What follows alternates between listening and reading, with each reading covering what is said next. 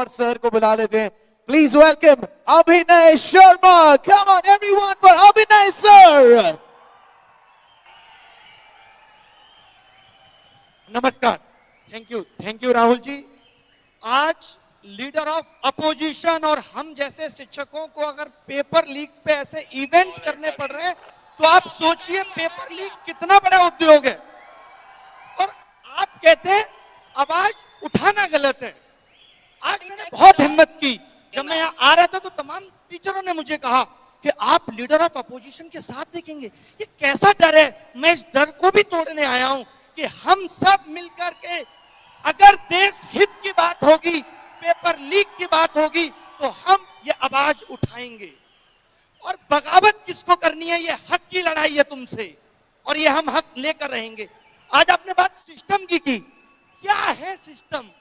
जो पेपर बना रहे हैं, जो पेपर पहुंचा रहे हैं, जिनकी निगरानी में पेपर हो रहा है और उसके बाद लीक हो जा रहा है, ये सभी तो सिस्टम है।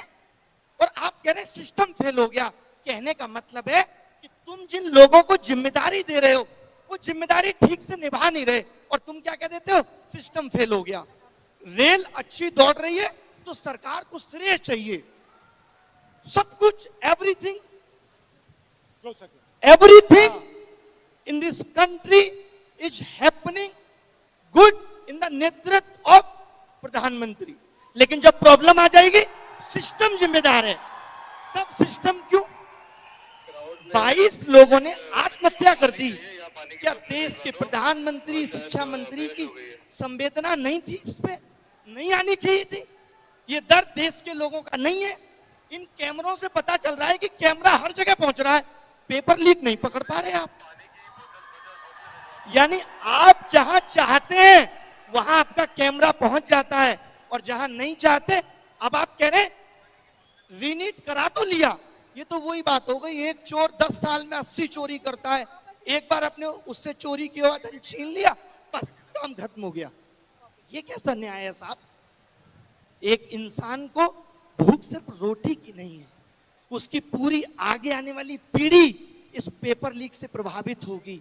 मैं ये मानता था, राहुल जी आपके सामने कह रही हूं कि my PM is very visionary. ये कैसा विजन था कि हम नकली डॉक्टर बना रहे हैं, हम नकली इंजीनियर बना रहे हैं, और फिर हम आगे आने वाले 10 साल पे इस पे चर्चा कर रहे होंगे फला पुट टूट गया, और ऐसा होना शुरू हो गया है। ये क्यों हो रहा है? क्योंकि हम पेपर लीक नहीं रोक पाए। आप बात बात पे कहते हैं कि ये नेशनल सिक्योरिटी पे खतरा है, और जो बीएसएफ के एग्जाम में पेपर लीक से बंदा पहुंच रहा है, असली खतरा तो ये है नेशनल सिक्योरिटी पे। इस पे आपका ध्यान नहीं है, क्योंकि आप इसे ठीक नहीं करना चाहते। बात मंशा की है। आप जब पेपर लीक की आवाज, कोई भी पेपर लीक की आवाज अगर युवा उठाता है तो सबसे पहले सरकार आके उसका बचाव करती है।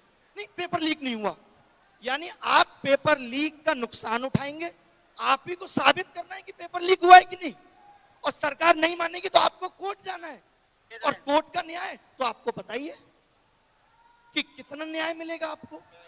तो ये दर्द पे आवाज कौन उठाएगा? इस दर्द को ठीक कौन करेगा? यही तो असली देशभक्ति है, जो ये सोच पा रही है कि अगले 10 साल बाद का भारत कैसा होगा।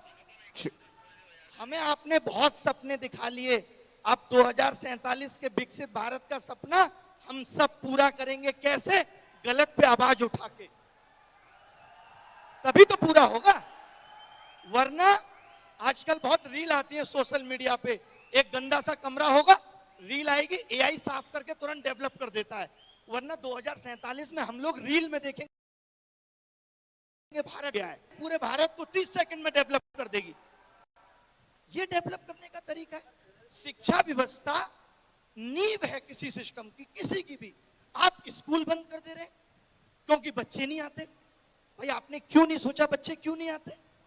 आपके बड़े बड़े नेता अगर प्राइवेट स्कूलों का उद्घाटन बैक टू बैक करेंगे तो सरकारी स्कूलों से बच्चों का भरोसा कैसे जगेगा? सरकारी, सोचिए वो भारत जो आज विश्व गुरु बनने की बात कर रहा है, जिसका डंका देश में, वर्ल्ड में बज रहा है, उसके यहां सरकारी स्कूलों में लड़कियों के लिए टॉयलेट नहीं है। जिस शिक्षा मंत्री को शिक्षा के अंदर इनोवेशन डालना था, स्किल डालना था। सीएजी की रिपोर्ट कहती है कि प्रधानमंत्री विकास कौशल योजना में 10,000 करोड़ का घोटाला हुआ है। आप सोचिए, डालोगे। न्यू एजुकेशन पॉलिसी लाए आप, ठंडे बस्ते में पड़ी है, कितनी इंप्लीमेंट कर ली? आपको तो फुर्सत ही नहीं है कि कभी आप बता सकें कि इंप्लीमेंट हुई कितनी है। आपने कहा हम कॉमन एंट्रेंस टेस्ट लाएंगे। मैं कुछ एक आंकड़े राहुल जी आपके सामने बताना चाहता हूं। आपने भी कुछ पेपर भारत में अगर दिए हो या आप लोगों ने दिए हो, तो आज से 10 साल पहले नोटिफिकेशन आता है। जब भी कोई एग्जाम निकलेगा नोटिफिकेशन में क्या होना चाहिए? अगर आप चैट जीपीटी से भी पूछेंगे तो वो बताएगा फॉर्म भरने की last date, form fees, exam tier 1 कब होगा, टीयर 2 कब होगा, ये होना चाहिए। पता है इनके नोटिफिकेशन में आजकल क्या मिलता है? 20 दिन है, जल्दी से फॉर्म फीस इतनी देके भर दो। ये एग्जाम की डेट देना भूल गए नोटिफिकेशन में। और ये पता है क्या देते हैं? ये कहते हैं पेपर तो हम तुम्हारा 100 रुपए में करा लेंगे, लेकिन जब कोई गलत सवाल हो और आप बताने आओ तो 250 रुपए लाना पर क्वेश्चन। दिस इज कॉल्ड असली पेपर लीक उद्योग चल रहा है भारत में। ऐसे ही एनटीए 500 करोड़ रुपए 4 साल में नहीं कमा ले रही। ये एजेंसियां हम जैसे आप जैसे लोगों से पैसा वसूलने के लिए बनाई गई थी। आप पैसा वसूलने के लिए एग्जाम करा रहे हैं, या आप भारत का भविष्य सुनहरा कर रहे थे? आपने ध्यान नहीं दिया।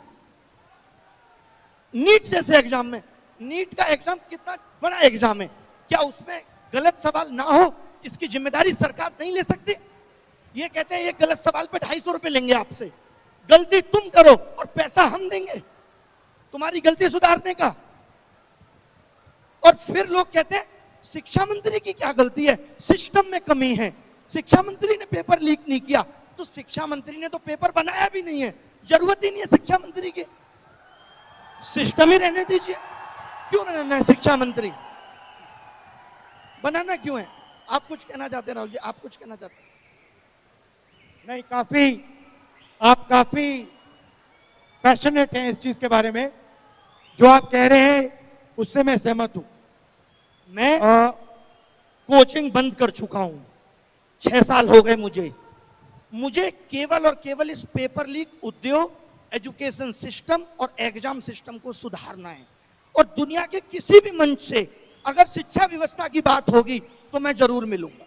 मुझे अब नहीं काम करना है। मेरा जिंदगी का थ्रिल इसी में है कि मैं चाहता हूं कि ये पेपर लीक ठीक। बट एक चीज पे तो कंसेंसस हो सकता है, पॉलिटिकल कंसेंसस हो सकता है।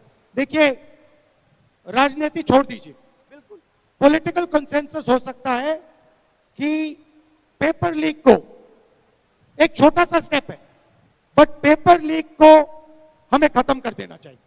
फर्स्ट स्टेप, ये तो कंसेंसस हर पार्टी में हो सकता है, और इस कंसेंसस को डेवलप करना और इसको इंप्लीमेंट करना सबकी जिम्मेदारी है। इससे आप भी अग्रीमेंट में हो, मैं भी हूं, और सारे लोग अग्रीमेंट में हैं। राहुल जी एक बात कहना चाहूंगा मैं, मुझे बड़ा दुख है, आप लोग भी ऐसी चीजों का विरोध करिए जहां लोग ये कहते हैं कि पेपर लीक में राजनीति आ रही है। क्या पेपर लीक इस देश का राजनीतिक मुद्दा नहीं है ना भाई? तो क्या आप ये मानते हो कि पेपर लीक के लिए सत्ताधारी पार्टियां कभी आवाज उठाएंगी? नहीं। क्यों उठाएंगी? वो तो पैसा बना रही है इससे। तो पेपर लीक पे आवाज विपक्ष, हम जैसे शिक्षक ही उठाएंगे। तो कोई आपको कहता है कि पेपर लीक पे क्यों बोल रहे हैं? क्योंकि इनको देश की चिंता है, हमें देश की चिंता है। तो इससे मत डरिए। लोग कहते हैं मैं नहीं डरता इन बातों से, मैं आया हूं पेपर लीक पे बोलने। मेरा किसी पार्टी विचारधारा से कोई मतलब नहीं है। मेरी विचारधारा देश हित है और उसी के लिए काम करेंगे। Thank you Rahul. Thank you brother, nice to meet you, thank you very much.